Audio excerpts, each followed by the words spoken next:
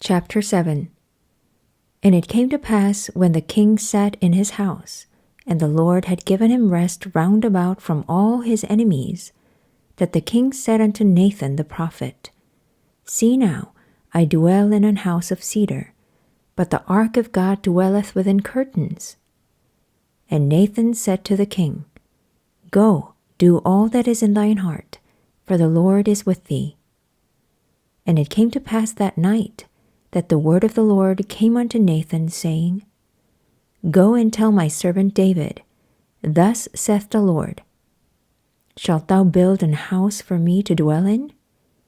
Whereas I have not dwelt in any house since the time that I brought up the children of Israel out of Egypt, even to this day, but have walked in a tent and in a tabernacle. In all the places wherein I have walked with all the children of Israel, spake I a word with any of the tribes of Israel, whom I commanded to feed my people Israel, saying, Why build ye not me an house of cedar? Now therefore so shalt thou say unto my servant David, Thus saith the Lord of hosts, I took thee from the sheepcote, from following the sheep, to be ruler over my people, over Israel. And I was with thee whithersoever thou wentest, and have cut off all thine enemies out of thy sight, and have made thee a great name, like unto the name of the great men that are in the earth.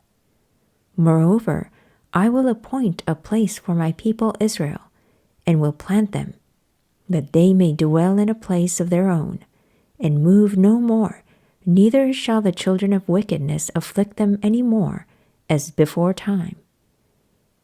And as since the time that I commanded judges to be over my people Israel, and have caused thee to rest from all thine enemies, also the Lord telleth thee that he will make thee an house. And when thy days be fulfilled, and thou shalt sleep with thy fathers, I will set up thy seed after thee, which shall proceed out of thy bowels, and I will establish his kingdom. He shall build an house for my name, and I will establish the throne of his kingdom forever. I will be his father, and he shall be my son.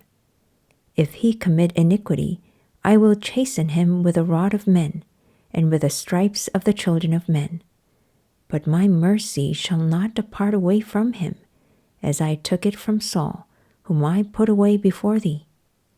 And thine house and thy kingdom shall be established forever before thee. Thy throne shall be established forever. According to all these words, and according to all this vision, so did Nathan speak unto David. Then went King David in, and sat before the Lord, and he said, Who am I, O Lord God, and what is my house, that thou hast brought me hitherto? And this was yet a small thing in thy sight, O Lord God. But thou hast spoken also of thy servant's house for a great while to come. And is this the manner of man, O Lord God? And what can David say more unto thee? For thou, Lord God, knowest thy servant. For thy word's sake, and according to thine own heart, hast thou done all these great things, to make thy servant know them. Wherefore thou art great, O Lord God, for there is none like thee, neither is there any God beside thee, according to all that we have heard with our ears.